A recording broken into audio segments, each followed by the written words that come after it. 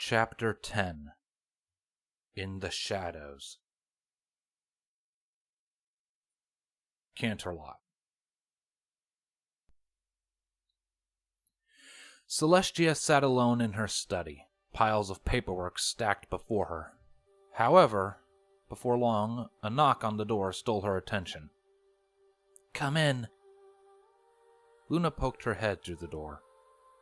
"Are you busy, sister?" Celestia smiled warmly. "Actually, I prefer company. In the last 1,000 years, paperwork has never ceased to be dull." Luna nodded and entered the room. Moving towards the piles of cushions in front of a marble fireplace as ancient as the castle itself, she took the time to examine some of the artifacts dotted around the room. They ranged from priceless works of art to a painstakingly preserved child's drawing of a flower, with two smiling young alicorns sat either side, a drawing Luna herself had made when she was but a filly all those many winters ago. Celestia also moved from her desk towards the cushions, plonking herself down with a thud. "Tia, art thou well?" "Dialect, Luna," Celestia teased as Luna accidentally slipped back into the ancient equestrian dialect. "My question still stands," Luna sighed with a roll of her eyes in a very unregal manner. Celestia's face fell into a frown. "No, Luna, I'm not." "Twilight Sparkle?" "It's just... I consider her a daughter. I always have. I had intended for her to take her place alongside us, an equal. A princess. Technically, she is a princess, but not of Equestria. Tia, what Twilight is hasn't truly changed your perception of her, has it?" "What? Never! I will care for her, always. I still remember a young lavender filly scurrying around the halls, trying to steal the odd cookie while she believed I wasn't looking." Celestia smiled at the fond memories, and Luna draped a loving wing over Celestia. "And I truly believe, Tia, that Twilight feels the same way. She'll come back to us, and even if she ultimately decides to stay at the Hive, I know she will always be there for Equestria and for you." Celestia internally sighed before giving Luna a sisterly nuzzle. "Thank you, Luna. I don't know how I survived without you for so long." "Neither do I," Luna chuckled. "Neither do I."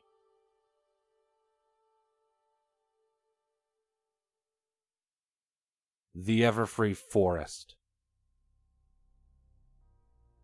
Several solar guards, alongside civilian volunteers, roamed about their hidden cave hideout, performing various tasks. Some were performing logistical analysis, some were simply moving around crates filled with both supplies and weapons, while the rest were spending their free time training.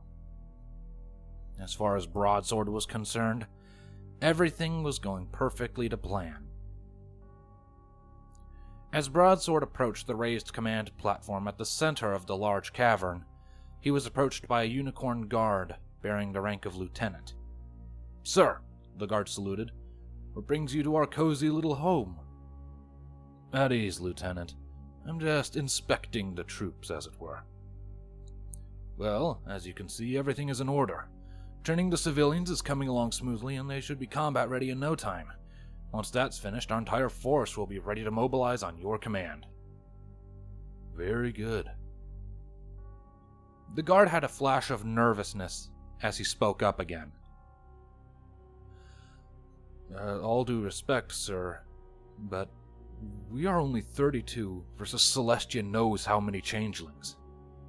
My question is, how can we possibly win against those odds?" "It's simple, really. All we need is a situation where the princesses have no choice but to resort to military action against those chitin-clad freaks." "And how exactly will we create such a situation, sir?" Leave that to me, Lieutenant. You're dismissed. The guard gave one final salute and left to continue the dull and unenviable task of sifting through logistics.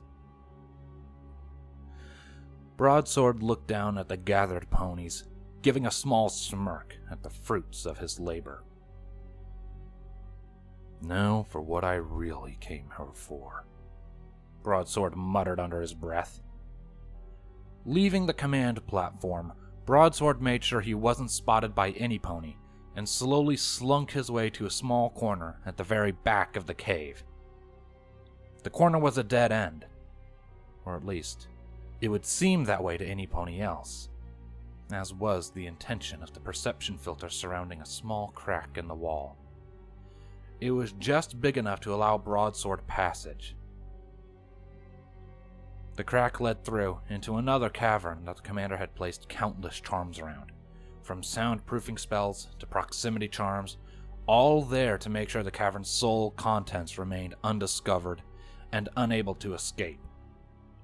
Should the sole contents escape, it would spell doom for his plans, ruin all his hard work and preparations. For within this cavern, chained to a rocky alcove with his wings strapped down to his side, was the real Commander Broadsword. The exhausted Pegasus weakly looked up at the individual wearing his face.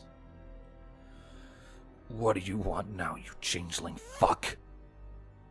With a sinister laugh, green flames enveloped Broadsword's doppelganger as the Pegasus's form was stripped away to reveal an incredibly smug-looking changeling that still wore Broadsword's armor. I have questions, Pony. Questions I will have answers to. Not that I have much of a choice, I suppose. No. Right. Before you get to the extracting part, perhaps you could quell some confusion I have on your ever-so-glorious master plan. The changeling's wings buzzed with slight irritation. It depends on what is confusing you.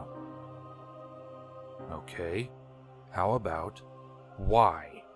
In your last few visits, you gloated about how you've been slandering my name, making me seem to be a massive bigot and killing innocent changelings that had nothing to do with the attack. But why kill your own kind? What could you possibly have to gain? It's not about what I have to gain. It's about what Chrysalis stands to lose. My queen is rather hoping that you ponies can do the dirty work for her and rid us, and our benefactor, of yet another rival. So your hive seeks dominance over the rest, correct? Not dominance. Complete annihilation. It's a cruel world out there, where only the strongest survive, and we will be the strongest. Stronger even than these apparent benefactors? If I have anything to do with it, yes. You're insane. I may not be able to do much, but others will stop you. Whether it's the guard, the princesses, the elements, or even your fellow changelings. Villainous scum like you never succeed. Well, isn't that nice? I think I'll be taking those memories now. The changeling surged forward, aiming his horn for the unfortunate commander's forehead. On making contact, Broadsword's muscles tensed, and he shouted out in agony as the changeling's horn glowed a sickly green, and he forcibly entered his mind, extracting everything the commander knew about Celestia's protege. When all was finished, the changeling pulled away, and Broadsword's body went limp, as he tried desperately to catch sweet breaths of fresh air. The changeling hummed lightly to himself as he processed the gathered memories and collective information from Broadsword's brain. My, hasn't she been a busy changeling? Twilight Sparkle? Broadsword croaked out questioningly. Yes. Well, my queen and I had, of course, heard of Twilight and her exploits. Our factual information on Chrysalis's daughter had been severely lacking. Good thing I put an end to that, for if I interpret these memories correctly, she will be a big threat to us, should she continue to draw breath, that is. Don't you harm a hair on that mare's head, you piece of— Now, the changeling interrupted. you don't want to exert yourself now, do you? I mean, look at you. You're not going to last much longer at this rate, are you? I would rather die than continue being your personal database. The changeling smiled sadistically.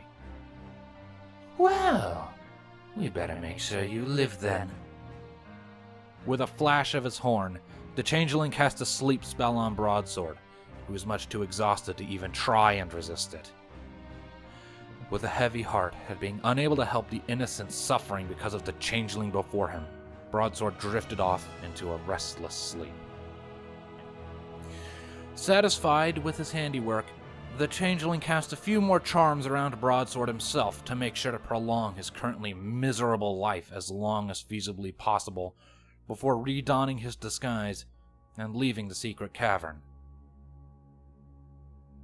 My queen, I assume you saw what I saw? Broadsword pinged over the hive mind. I did. Good work, Infiltrator. You're quickly proving to be my best agent. Puffing up with pride, Broadsword stopped just short of the command platform. Thank you, my queen. How do you wish me to proceed? Chrysalis is rather fond of her daughter. What better opportunity is there to stir up trouble between her hive and Equestria? Kill Twilight Sparkle, and make sure it's one of those in that little rebellion of yours that's the one to do it. And once, my queen, that Chrysalis's pony killed her daughter, war will almost certainly follow. A war Chrysalis will almost certainly lose. She may even soften Equestria up for us. Broadsword grinned. It will be done, my queen. Focusing back on the here and now, Broadsword did final checks on the pony bigots that were foolish enough to have followed him, and then left the cave without another word. If what I saw in the commander's memories about Twilight are true, she will return to Equestria soon enough, right into my waiting hoofs.